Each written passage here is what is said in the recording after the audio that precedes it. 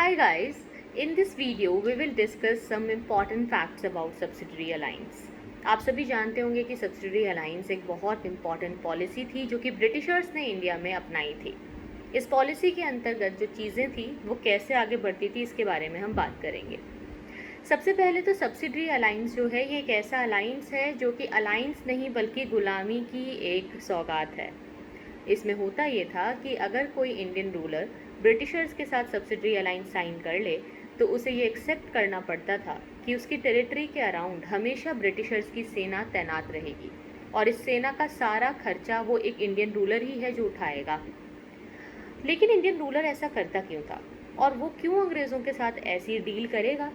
ऐसा इसलिए था क्योंकि इंडियन रूलर्स को हमेशा ये डर होता था कि उनके ऊपर कहीं कोई यूरोपियन अटैक ना कर दे या उनके ऊपर कहीं उनके पड़ोसी अटैक ना कर दें।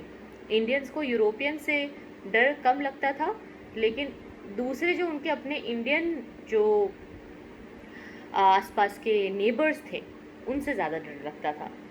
तो अपने नेबर से डरने की वजह से वो लोग ये डिसाइड करते थे कि हम जो है यूरोपियंस को दोस्त बना लेंगे और यूरोपियंस हमारी प्रोटेक्शन की सारी जिम्मेदारी संभाल लेंगे।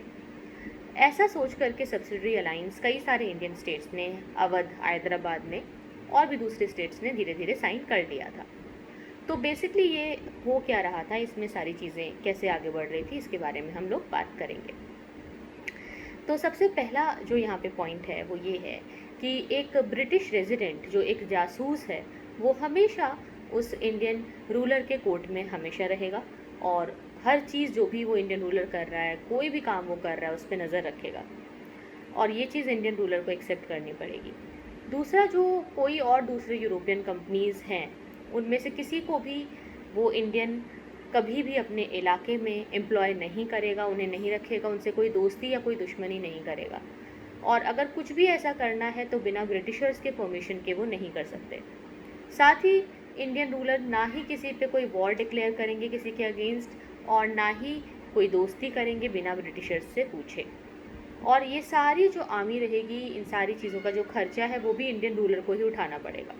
तो ओवरऑल आप ये कह सकते हो कि ये एक ऐसी ट्रीटी है, ये एक ऐसी संधि है जो हर तरीके से परेशान कर रही है इंडियन रूलर को, लेकिन मजबूरी में वो ये साइन कर लेते थे, प्रेशर में वो साइन कर लेते थे और जब वो खर्चा नहीं उठा पाते थे, टाइमली पेमेंट नहीं कर पाते थे, तो ब्रिटिशर्स उनकी टेरिटरी को सीड कर लेते थे। तो ये था सब्सिडरी अलाइंस। आई होप आपको ये वीडियो अच्छा लगा हो, इन्फॉर्मेटिव लगा हो।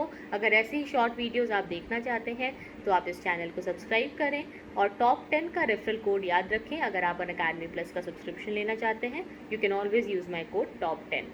Thank you so much for watching.